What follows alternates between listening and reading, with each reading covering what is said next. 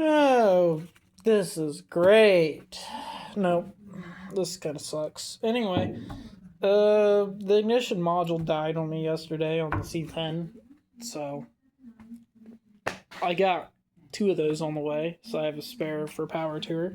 And then, since this has been bad for a while, I thought I'd go ahead and do it too, which I don't know why this even went bad. This distributor's like a year old, maybe, and like has no miles hardly. Nothing.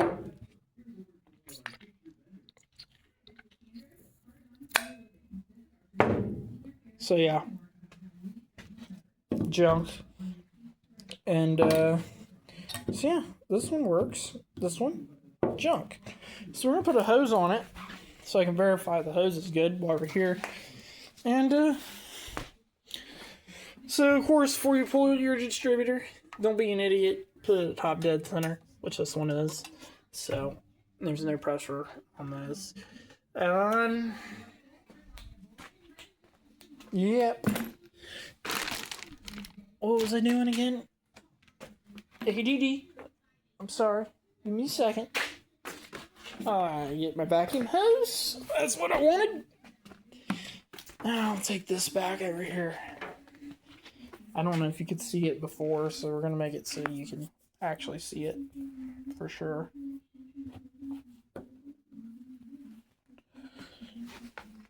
Put a hose on it. Junk. It kind of wiggled, but I can actually suck air through it. So you know the diaphragm in that one's bad.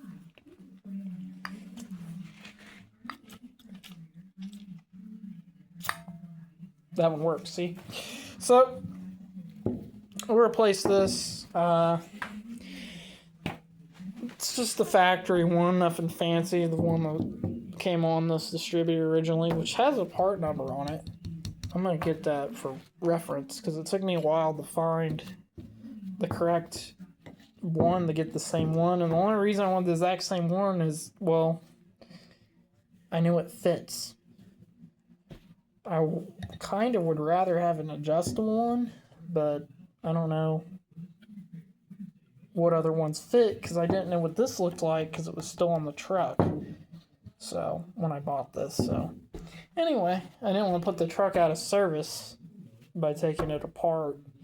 And then the module died, so then I'm like, and this came in today, so I'm like, let's go take it out, take it apart. So I got the module out because I took it, ran it around to local parts stores. No one has it. It's kind of a speed shop ordeal, I guess. So I had to order that. Ordered two because I'm going on power tour and I want a spare.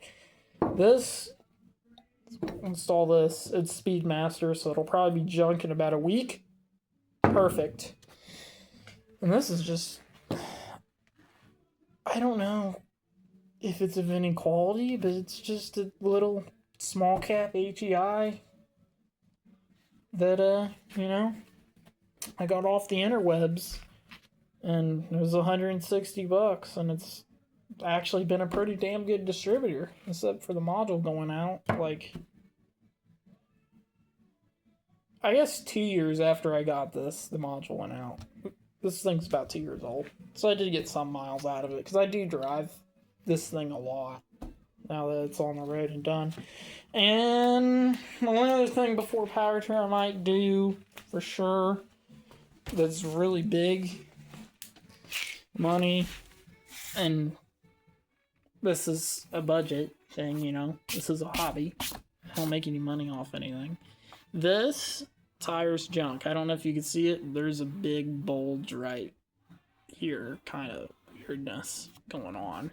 So this front tire's junk, so I'm probably just gonna get all four since I'm driving it as far as I am. And these are old, these are like 15 years old or something. I don't even know anymore. They're at least 10. I know that for a fact. At least 10 years old. So I also got a speedometer cable to rule out the ignition switch and make sure it was the module cutting out because it ran and drove, but the module would cut out at random times when you're driving and stuff. And so the ignition was just cutting out occasionally. So I replaced this ignition switch a few years ago. And so it didn't turn out to be bad. It turned out to be wiring issue. So then what I did is I put my old ignition switch back in to rule that out. That's not the problem, it's the module. And the transmission's changed since you last seen the truck. It's no longer a Turbo 350. It's now a monthly 4-speed. So I had to get a longer speedometer cable. I got a backup light switch. Did that really for power tier. Because really, hardly any of my cars are working backup lights. But I wanted this too, because at power tier there's a lot of people around, and I just don't want any accidents or risk of accidents. So, yeah. I fixed the Dixie horn. So the glue from the factory on these apparently is junk, and it's a common thing.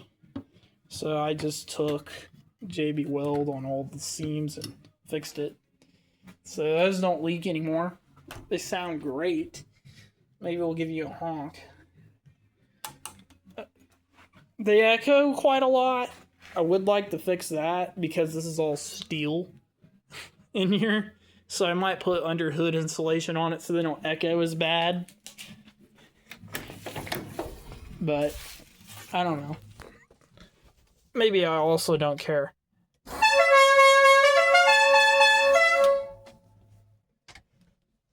You could probably hear the echo I'm talking about. Now the neighbors are going to hate me because it's like 11 o'clock. So, but they sound good.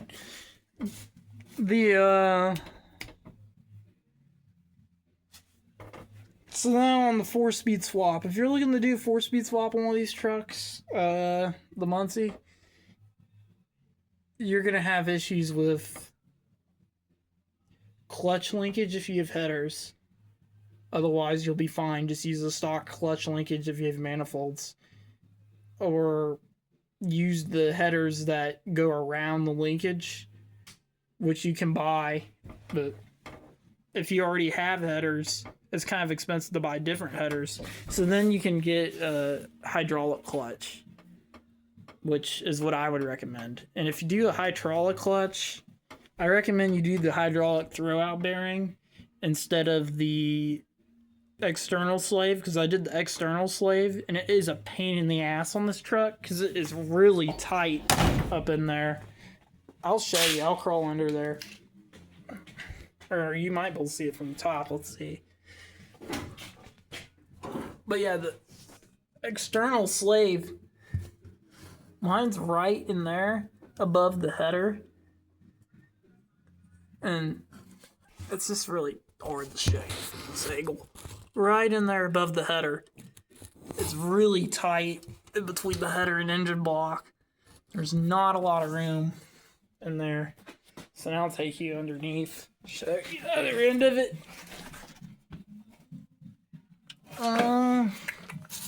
Might be kind of hard to show you under here. It's hard for me to get under here because it's parked on a low-rise lift. But I'll try to get you snaked around. There you go. There she is. But it's really tight up in there. And it was a big pain in the butt. I have the dust cover, but I need to find it. But I just had this Muncie laying about, and I was doing shenanigans in the truck with the Turbo 350, and I might have hurt it. So I decided it would be more fun to put the 4-speed in than to rebuild that, so that's what I did. If I didn't have the 4-speed, I probably wouldn't have done it. And honestly, I spent more money than it would have cost to rebuild the automatic. So I'm kind of dumb on that part. So yeah, the clutch is going to give you troubles. Unless you got like a stock setup with like ram horn manifolds. The other thing that's going to give you troubles is the shifter. If you want to keep the bench seat, that's where the trouble comes in. They make a shifter for this transmission for the C10. Now, because I wanted to keep the bench, I did have to modify the handle to that shifter just a little bit.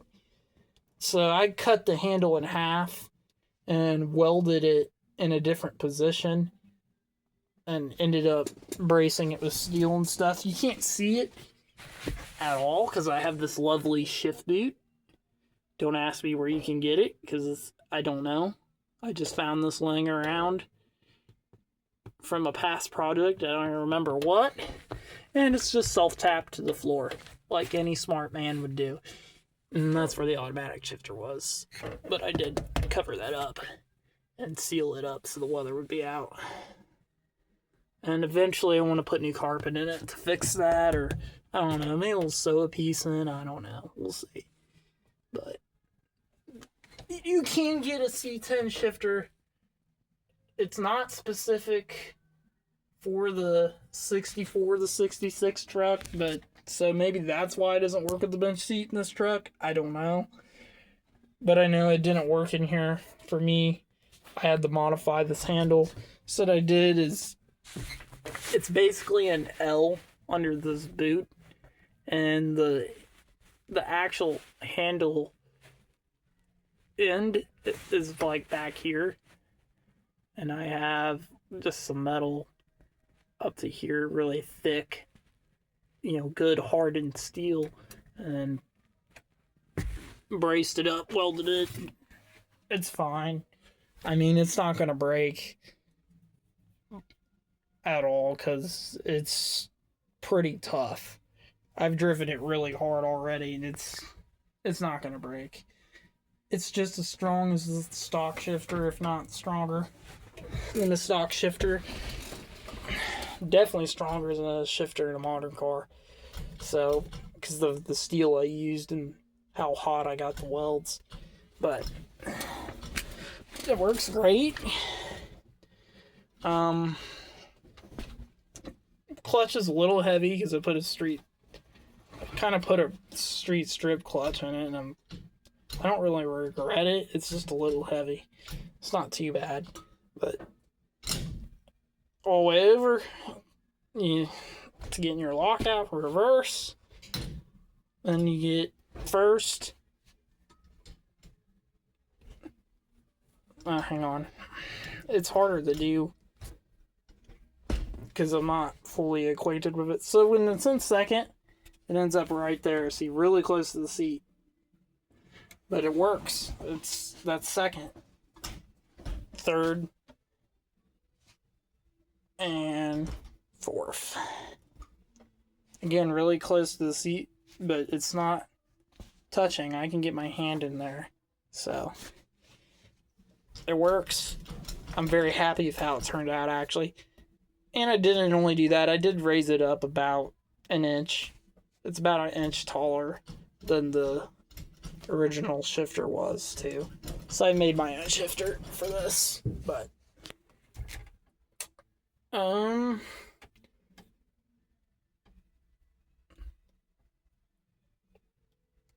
what else did I do to this thing recently? Oh, it's got actual fuel line now. You guys haven't seen that? So I got actual, like, probably legit. The fuel line actually is pretty legit now. Like, it's actually pretty damn good. And it runs down here, snakes around under the motor mount there, runs to the back, down this frame rail, but I'm not gonna be able to show you that. And there's an inline filter inside the frame rail right here, runs inside the frame rail. There's one inline filter in there. And then it comes back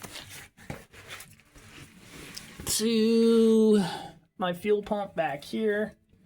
So hang on, I'll show you the fuel pump, which is just zip tied to the frame right now. I'm gonna revise that. I'm gonna put it on my 2-post lift in the other building and mount that up better. But that was just to get her running so then I could move her around the shop and whatnot. So there's that. It's just a Holley pump. It says Earl's, but it's made by Holley. And then, yep, And fitting, PTFE up into there. And PTFE all the way front, all the way to the car, PTFE. And then we are running off the in-cab tank still. I got a mess. There's stuff's everywhere. And that's what this looks like. So this is just PTFE AN line. The line kinked once, and then I wanted to make damn sure it doesn't kink again. And it's really because of this tomfoolery here. To get to rubber line, to get to the stock gas tank sending unit, which is the 3/8 sending unit. It's not the stock 5/16. It's actually bigger.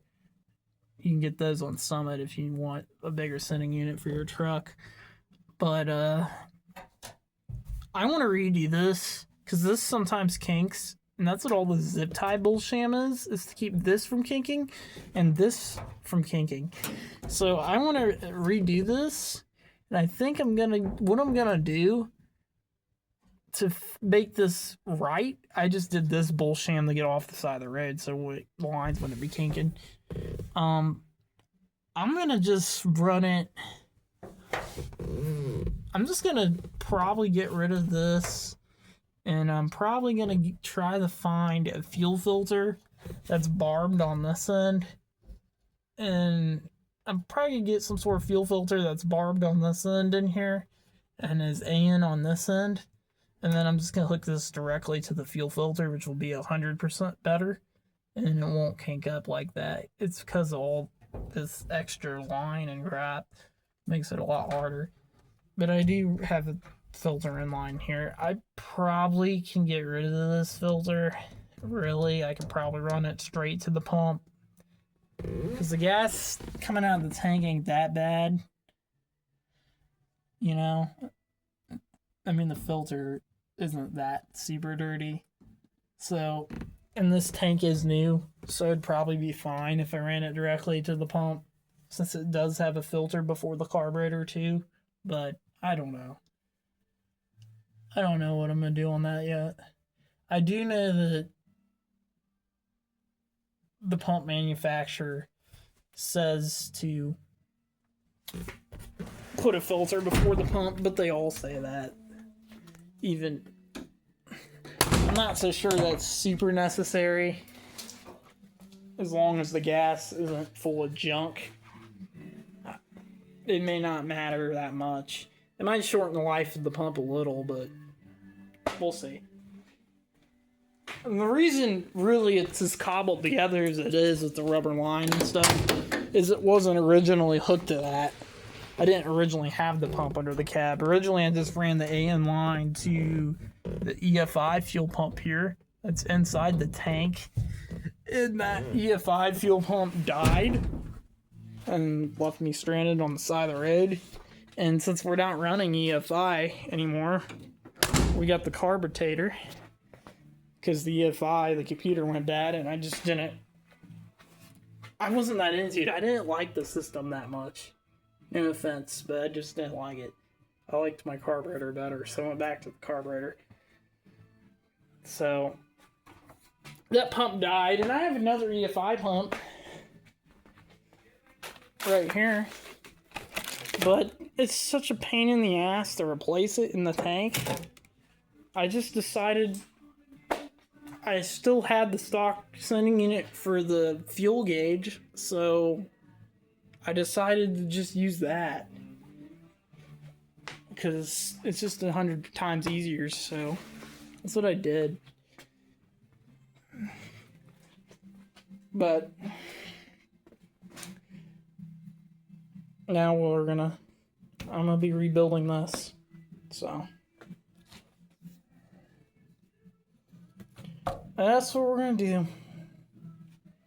So I'm gonna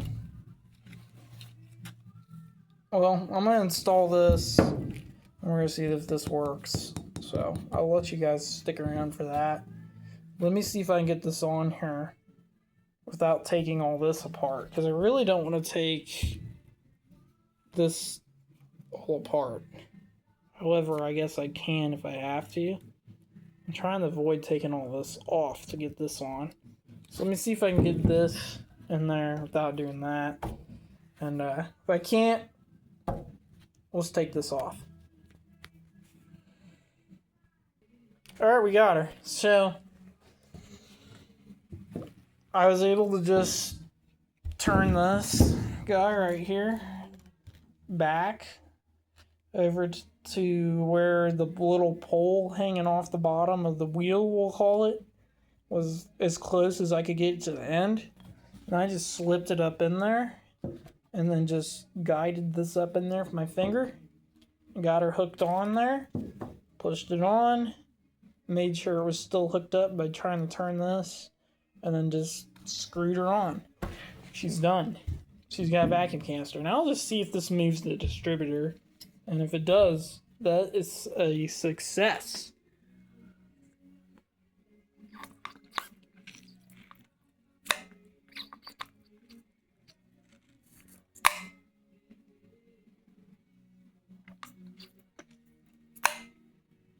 You guys probably can see that.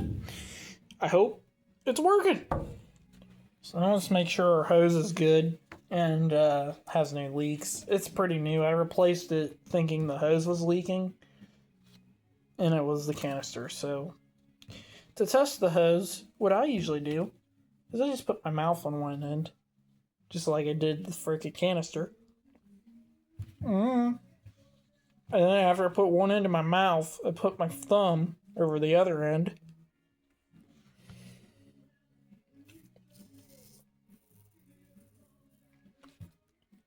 If you can't suck air through, you're good. So.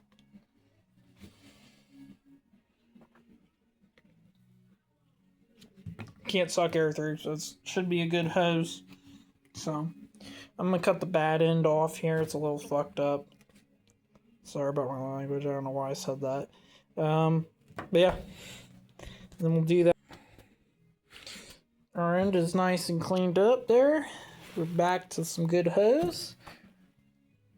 We'll slip it on there, you know, like you do.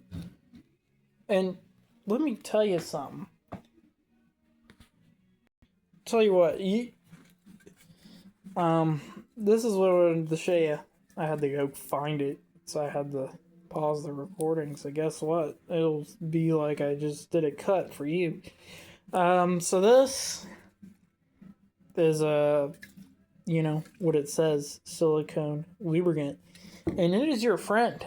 Use it. So the purpose of this crap is, it might be kind of hard for you to slip this on here because most of these vacuum lines are to be tight on purpose. Okay, if it's not tight, it probably won't seal and you probably got the wrong size. So, get yourself silicone lubricant. You spray what you're trying to slip over, and it just makes your life so much easier. It just slides right on now, see? It's a lot easier when you're not holding a said camera at the same time, but it's okay. I got this. That's good enough. It's on there a good amount, so I'm pretty sure it's not going to leak because it's the end of the pipe here. So we're good. She's ready to go back in. Now we'll just verify our hose is good by watching our distributor. And this is what it does, by the way, when your engine's running. If you have this thing hooked up to manifold vacuum, it's doing this all the time. It's holding it like this all the time. I'll show you what I mean.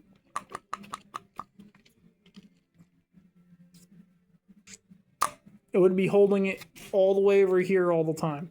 Full vacuum advance.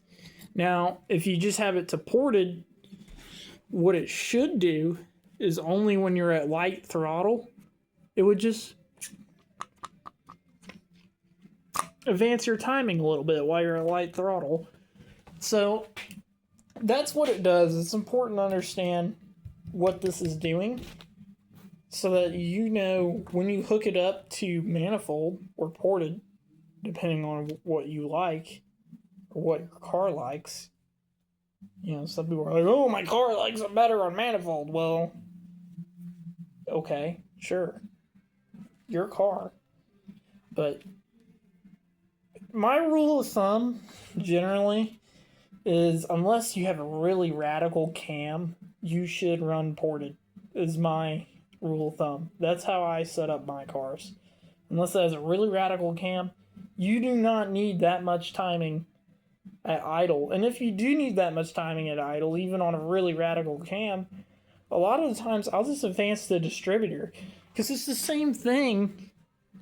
If it's the vacuum advance is just going to drop out on manifold, it's going to completely drop out when you bring the motor the wide open. Well, you know, then what you're doing is you're only adding timing at idle. So unless you want to only add timing at idle, what you should do instead, if you need more timing all the time and you're just doing this to the manifold vacuum, that's not more timing all the time. Just keep that in mind. What you should actually do if you need more timing is advance the distributor and run ported. Will give you the best fuel mileage at cruise. Now, if you agree to that, fine. If you don't, I don't care. It's not my car. So, that's what I think of that. Keep your comments to yourself. Rule of thumb, like I said, pretty much, if you have a really choppy cam, this actually can help your idle situation quite a bit in making your engine more efficient sometimes in some applications. But keep in mind, it is only going to give you that extra vacuum advance at idle, and you're not going to get any part throttle extra vacuum advance. And I think if you need more initial timing at idle, I just turn the distributor up a little bit and hook it to ported. That's what I do.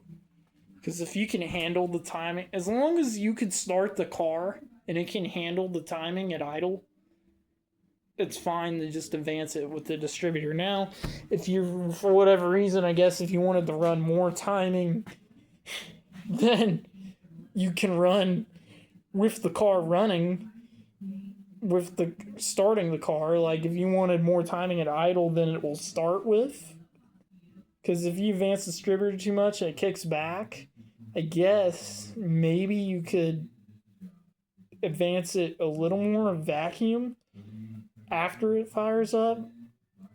But then again, I'm the wrong person to talk to about all this. I just run ported 90% of the time and set the timing appropriate to the engine it's on and let her rip. She'll be fine. If you like, pretty much my rule is the owner of the car gets to pick. Vacuum, manifold. From the manifold or the vacuum from ported, I don't care. It's your car, your business. Doesn't matter to me. But I did tell you what I do, which is on most engines that I have are very mild or stock, so I just hook it to ported. And manifold vacuum, I run on sometimes really aggressive camshafts. It can help clean up the idle. But then again, a lot of times if I put it on manifold vacuum at idle and it likes it, what I end up doing is advancing the distributor more. To me, it kind of does the same thing. Maybe it does, maybe it doesn't. Let me know what you think about it in the comments.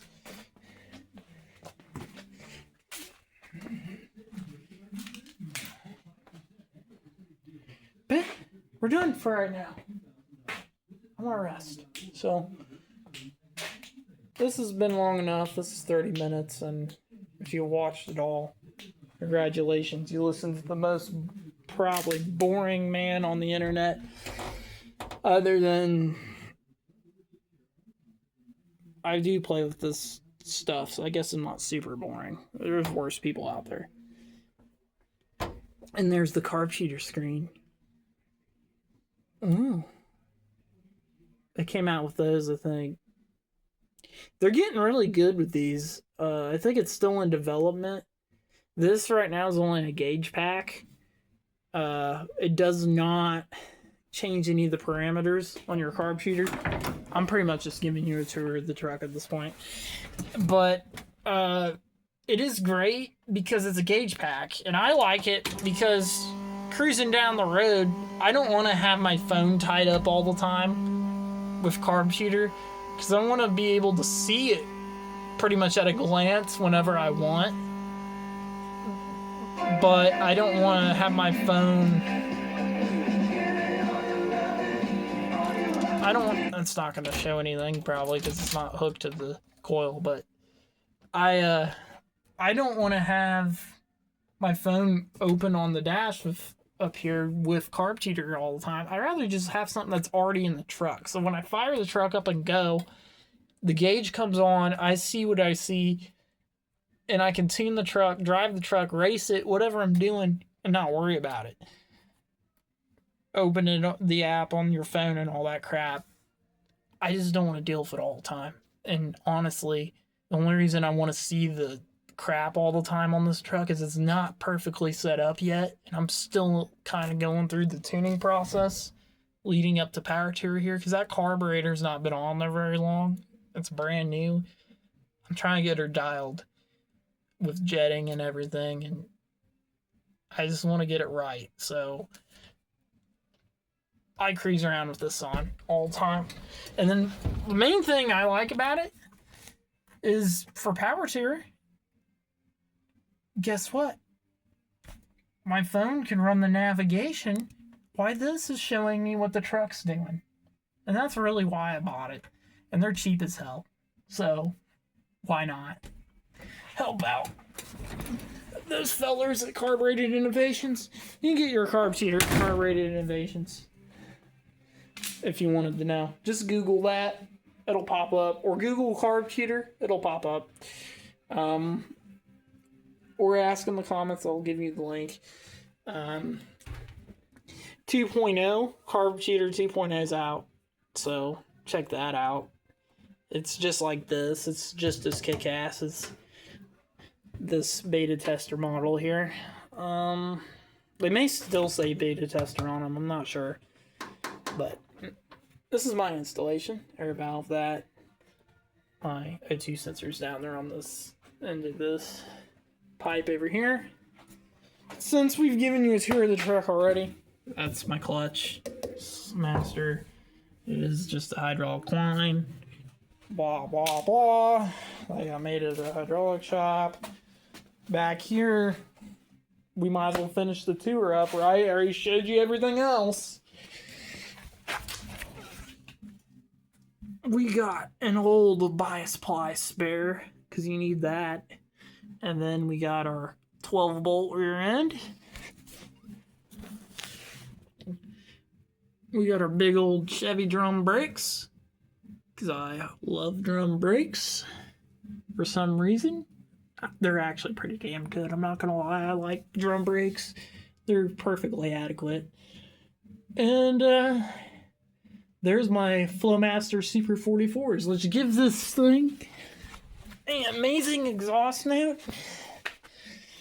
And people ask what it is. It's just a small block Chevy. Long tube headers. Super 44 Flowmasters under the bed. And dumps right out the side on each side. No crossover pipe. No nothing. And it gives it a really nice shrieking exhaust note. But it's still standable in the cab. And you can still drive it. And I mean standable in the cab. I don't mean like comfortable. If you're not a car guy and you throw these mufflers on, you're going to probably hate them. But I would not put these mufflers on your daily driver, but on a fun knock around hot rod like this, they're perfect. So, for my uses. And some people ask about the bed wood. It's just your generic LMC truck bedwood kit. I don't remember what wood. The stainless strips are 30 years old. They still look great. They're stainless steel. They were bought in the... Well, they're probably 40 at least years old now. But, that's redwood is the stain. And I still have the can. I can show you. I think it's a redwood stain. Which is what I went with. Yep, it's just this. You can buy this at, I think I bought this can at Walmart, but Lowe's has it and other places. It's literally just deck stain. So,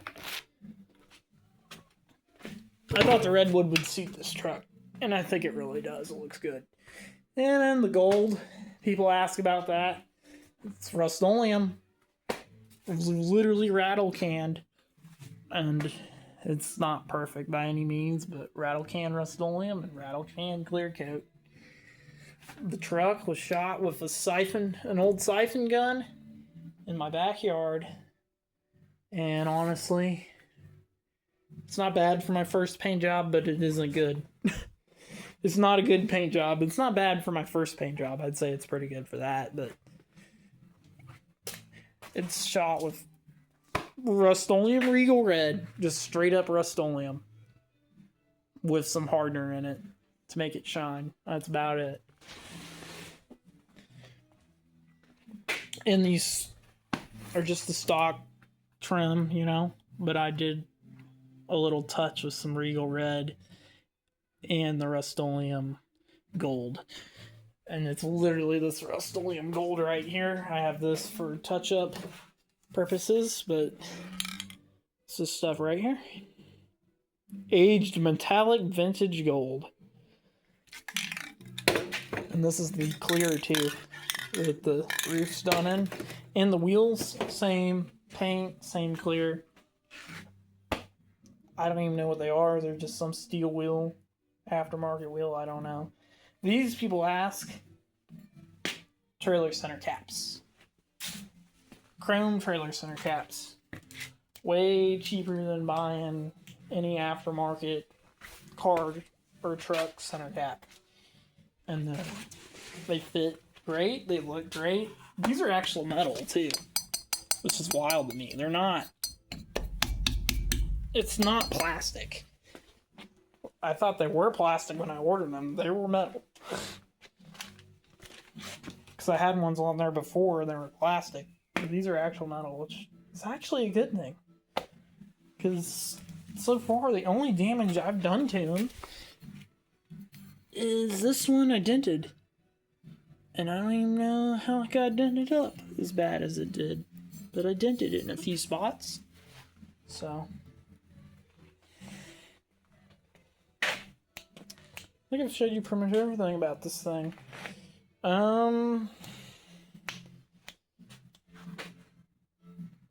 Yeah, pretty much. I've showed you everything.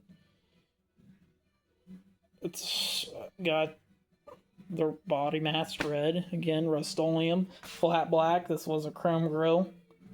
Just painted flat black with a rattle can. Because the chrome was peeling off. I just sanded her down real good and did that.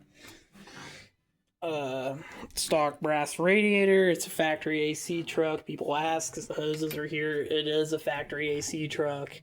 It does have the factory vents in the dash. So, retro sound. I did that because I wanted the Bluetooth for just road trips and stuff because I want to drive this thing a lot. Catch can because you need it to run down any drag strip in the world. Battery hold down, you need that. Braided lines were pretty much done because it was all rubber before. That makes it safer, and so I can actually run down any tracks at all. And I don't think this is going to be fast, but it still will be fun to run it just to see what it can do, and that's probably it. It's probably just going to get some exhibition passes, and honestly, one point I was going to race it a lot and cut it up, but I decided I didn't want to cut this thing up and put a cage in it and stuff, so I decided I just wanted a street machine cruiser that I can race, so if I want to. And it's dirty as hell, because she ain't no trailer queen. I drove it in the rain a lot this week, because it's Indiana and this time of year it never stops raining. So she's pretty dirty from driving in the rain.